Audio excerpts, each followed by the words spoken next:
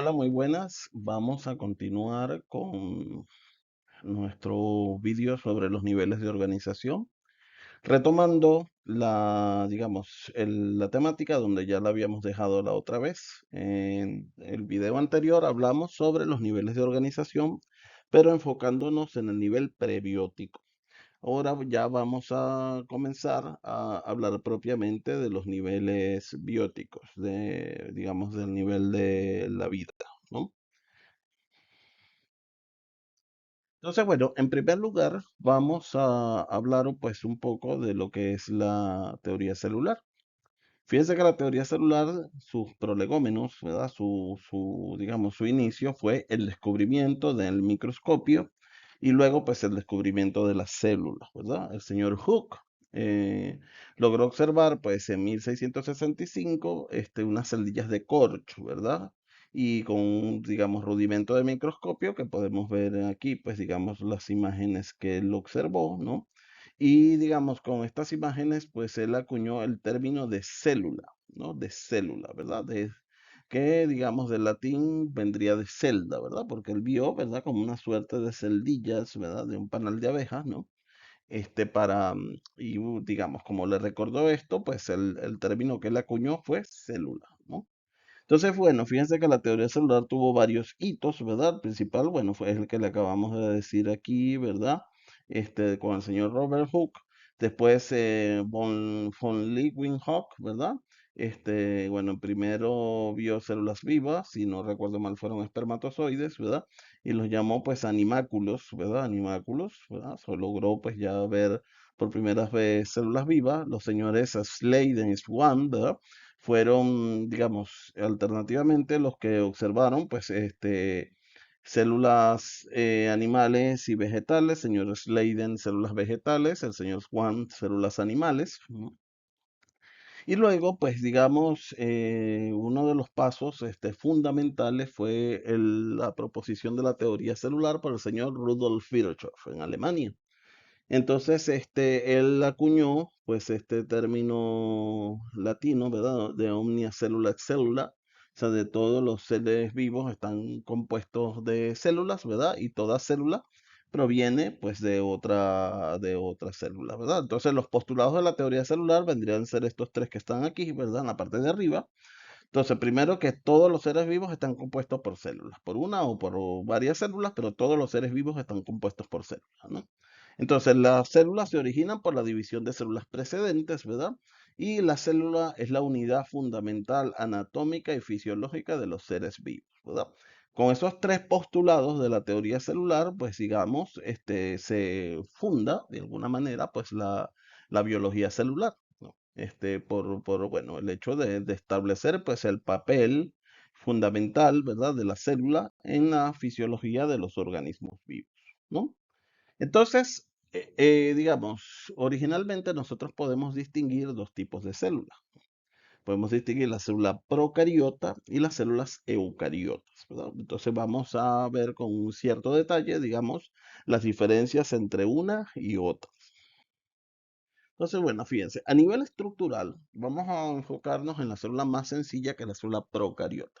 El nombre procariota viene del griego procarion, ¿verdad? Que quiere decir un núcleo primitivo, o sea, un núcleo, un pronúcleo, pues un núcleo todavía, digámoslo, inicial, pues, ¿no? O sea, no un núcleo desarrollado. A diferencia del eucarión, ¿verdad? Que es el núcleo verdadero, que son las células eucariotas, las células eucariotas. Entonces, el procarión realmente lo que va a consistir es en la ausencia de la membrana nuclear o carioteca. O sea, las células procariotas no tienen membrana nuclear. El material genético tampoco es que está desperdigado, disperso, pues a lo largo del citoplasma. Está más o menos, digamos, agrupado en una región que se le llama nucleoide. Pero al no tener, digamos, membrana nuclear, las células procariotas no tienen núcleo verdadero. No tienen organelas membranosas, las células procarióticas tienen ribosomas, que es una partícula subcelular, ¿verdad? Pero no tienen organelas membranosas, ¿verdad? Solamente tienen partículas no membranosas. Y su ADN está en disposición circular, ¿verdad? No tiene una disposición lineal como las células eucarióticas. A nivel funcional, bueno, esto lo iremos viendo a lo largo, o sea, a medida que vaya progresando el curso, ¿verdad? tienen una transcripción policistrónica. O sea, quiere decir que en una unidad de transcripción, la transcripción es el paso de ADN a ARN, ¿verdad? Normalmente, pues en las células eucariotas la transcripción es monocistrónica, o sea, un fragmento de ARN es un gen. En el caso de los eucariotas se transcriben por, digamos, varios genes a la vez, ¿verdad? Entonces, cada unidad de transcripción se le llamaba en los términos de genética antigua un cistrón, ¿verdad? Entonces, por eso se dice que la transcripción en las células procarióticas es policistrónica, porque se transcriben varios cistrones, varios genes a la vez, ¿no? Y a nivel molecular, pues hay ausencia de histonas, ¿verdad? El ADN se enrolla pues en un solo nivel, en cambio ya lo veremos en nuestros clases de ADN donde vemos que el ADN tiene niveles de organización, ¿verdad? Y prácticamente todo el ADN se transcribe en las células procariotas. Es poco el ADN que no se transcribe. No existen regiones reguladoras, regiones espaciadoras, ¿verdad? Una serie de cosas que nosotros vamos a ver que existe en el ADN eucariota. Digamos, en términos generales, ¿verdad? Estas son las características de las células procarióticas y es lo que los distingue de las células eucarióticas. Luego, bueno, aquí vemos unas micrografías, ¿verdad? Fíjense que esto es una bacteria, una célula procariota. Fíjense que es lo que yo les decía. El ADN está enrollado a un solo nivel, ¿verdad? No existe realmente cromatina, no está desperdigado, está más o menos en una región, pero no tiene membrana nuclear. Solamente hay partículas no membranosas en su citoplasma, ¿verdad? Eso es lo que podemos ver estructuralmente, mientras que en una célula eucariótica vemos la membrana nuclear, ¿verdad? Vemos una multitud de organelas membranosas y vemos que el núcleo, ¿verdad? Presenta cromatina verdadera. O sea que el ADN tiene varios niveles de compactación, ¿no? Eso es una de las cosas que va a caracterizar pues a las células eucariotas, ¿no? Entonces, bueno, vamos subiendo, ¿verdad? Ya vamos desde la célula, vamos ascendiendo pues a la pluricelularidad, ¿verdad? Los niveles de organización. Los tejidos, digamos, los vamos a definir como una agrupación funcional de células, ¿verdad? O sea, esta agrupación es estructurada, como vemos aquí en la definición. Estas células son especializadas, tienen una matriz extracelular y trabajan de forma coordinada, conjunta, ¿verdad? En funciones específicas del organismo entero, ¿verdad? Del organismo multicelular. En los organismos animales, ¿verdad? Porque los vegetales son otro tema, ¿verdad? Ya, o sea, no hay que perder de vista, bueno, por lo menos en términos biológicos, ¿verdad? Que las plantas también tienen, digamos, algún nivel de estos, ¿verdad? Las plantas no tienen órganos verdaderos, ¿verdad? Las plantas van a llegar hasta los tejidos, ¿verdad? Yo recuerdo pues el xilema, el floema, ¿verdad? O sea, hay una serie de tejidos que tienen las plantas, no es objeto de nuestro estudio, simplemente por saberlo. En el caso de los tejidos animales, nosotros vamos a tener cuatro tejidos fundamentales, que es el tejido epitelial, muscular, conectivo y nervioso. Estos tejidos serán objeto de su estudio en la asignatura Anatomía Microscópica 1. Entonces, por tanto, pues yo más allá de decirle que existe, ¿verdad? Fíjense, esto es un epitelio, esto son unas neuronas con su neurópilo, ¿verdad? Con su sustancia fundamental. Este es un tejido conectivo y este es un tejido muscular, ¿no? Entonces, más allá de esto, pues simplemente que sepan, ¿verdad? Que existen estas agrupaciones, ¿verdad? Y que es importante, ¿verdad? Porque ¿qué va a distinguir un tejido de un tumor? Un tumor es una agrupación de células, pero es una agrupación anárquica, que no tiene un patrón estructural definido, claro, y por supuesto no tiene una función, ¿verdad? No tiene una función. Eso lo va a distinguir un tumor, ¿verdad? De un tejido verdadero. Los órganos son un conjunto estructurado y funcional de tejidos, ¿verdad? De nuevo, trabajan de manera coordinada, tienen, bueno, tienen muchas veces, no siempre, hay excepciones, ¿verdad? Tienen un origen, un mismo origen embrionario, o sea, a ver, o sea, lo que les quiero decir aquí, lo que pasa es que aquí, bueno, cuando ustedes vean sus cursos de embriología entrarán pues algunos matices, ¿verdad? O sea, el órgano se desarrolla a nivel embrionario al mismo momento, aunque no todos los tejidos tengan, porque existen también unos tejidos fundamentales del embrión, o sea, el mesodermo, el ectodermo, el endodermo, ¿verdad? Son, digamos, tejidos embriológicos.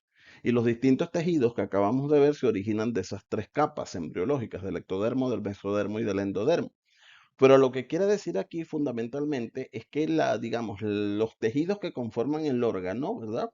Aunque no vengan de la misma capa embriológica original, sí se, digamos, organizan al mismo momento, ¿verdad? Se organizan al mismo momento. Entonces, es un conjunto estructurado y funcional de tejidos que se organiza embriológicamente en el mismo momento y tienen una función específica, ¿no? Y bueno, están en los organismos vertebrados, ¿verdad? Solamente. O sea, por ejemplo, ya las planarias, los tremátodes. Hay una serie de organismos, ¿verdad? Primitivos, por ejemplo, las lombrices de tierra, por citarles algunos, ¿verdad? Llegan hasta nivel de tejidos, ¿verdad? Llegan hasta simplemente hasta nivel de tejidos, ¿verdad? No llegan a tener órganos verdaderos, órganos verdaderos. Y las plantas, como les decía antes, tampoco llegan a tener órganos, ¿verdad? Sino que los órganos son característicos de organismos superiores. Ya los órganos, ¿verdad? Se van a distinguir en aparatos, ¿verdad? Un aparato, ¿verdad? Ya tenemos un sistema anatómico que está formado por órganos, varios órganos, ¿verdad? Fíjense, yo voy a introducir una corrección en el programa. El programa aquí estoy poniendo esto en el mismo orden del programa, ¿verdad? Que es aparatos y sistemas del programa de biología celular del primer semestre del Decanato de Ciencia de la Salud de la UCLA. Sin embargo, si nosotros vamos a los diccionarios médicos, en orden de complejidad sería al revés, ¿verdad? De sistemas y aparatos. Yo por no enredar, ¿verdad? Lo estoy poniendo en el orden que dice el programa, que es aparatos y sistemas. ¿Por qué estoy diciendo lo que estoy diciendo? Fíjense, en los diccionarios médicos definen un aparato como un sistema, o sea, tanto aparatos y sistemas van a ser agrupaciones de órganos, contienen una función común.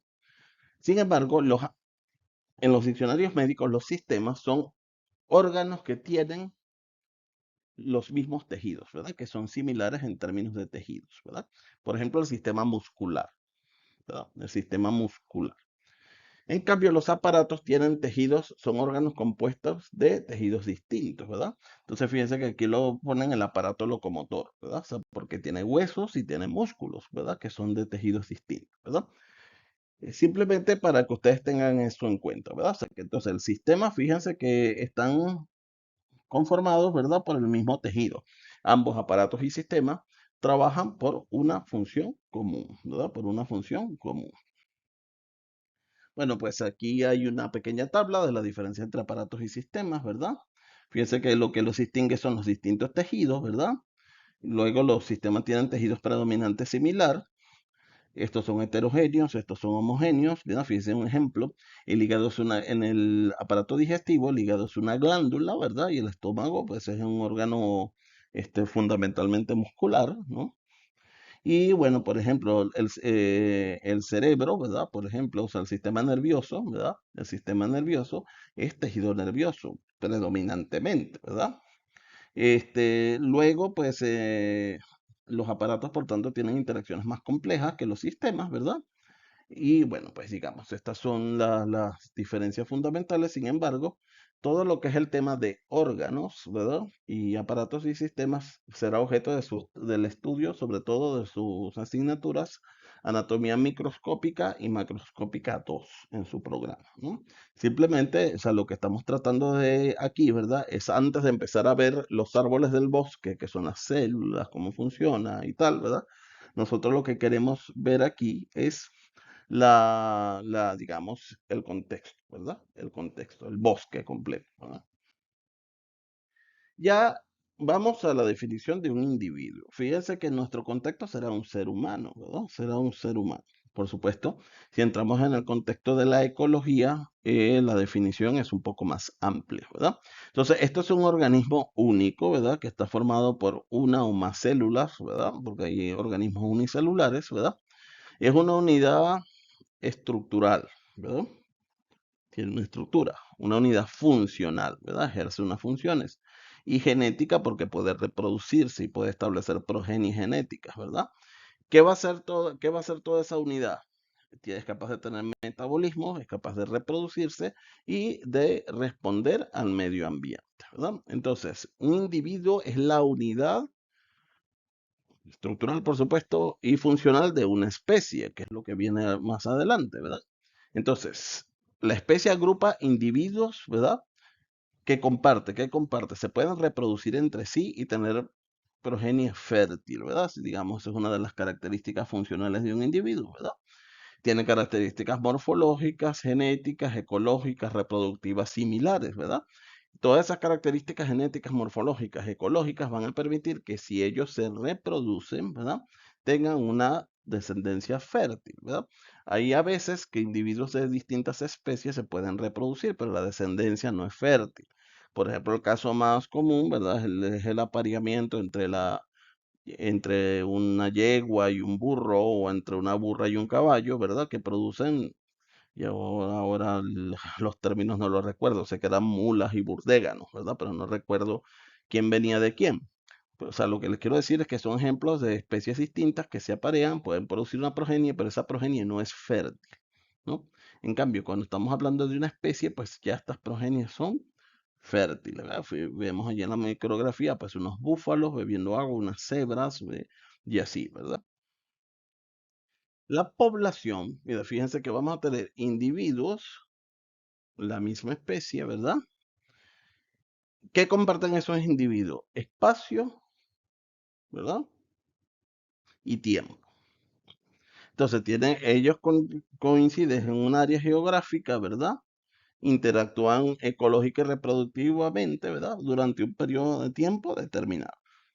Vemos una población de ñues, ¿verdad? Aquí en la micrografía esta, en la fotografía esta del Latin Stock, ¿verdad? Entonces, la misma especie coinciden geográficamente, ¿verdad? Y interactúan de distintas maneras en un periodo de tiempo, ¿verdad? Entonces, la comunidad es un conjunto de especies, ¿verdad? Si teníamos que la población era una misma especie, ¿verdad? La comunidad es un conjunto de especies, ¿verdad? Conjunto de especies, conjunto de poblaciones de distintas especies que comparten y hacen interacciones, ¿verdad? Y forman redes biológicas en un mismo periodo de tiempo y por supuesto en el mismo espacio. Les he querido poner aquí una micrografía de la microbiota. Fíjense que dentro de nuestro organismo también nosotros podemos tener comunidades, ¿verdad? Nosotros tenemos una microbiota, una comunidad de bacterias, de hongos, de protozoarios, ¿verdad? Que están en nuestro, pues, intestino y, bueno, y en otros órganos, ¿verdad? Pero en el intestino, ¿verdad? Que establecen relaciones, biológicas, ¿verdad? Que establecen relaciones biológicas. Luego tenemos un ecosistema, ya el ecosistema parte de las poblaciones, ¿verdad? O sea, de los organismos vivos, ¿verdad? Que interactúan entre sí, ¿no? Estos ecosistemas, fíjense que ya este concepto solamente incluye espacio, ¿verdad? Él ya no incluye tiempo. El ecosistema, ¿verdad?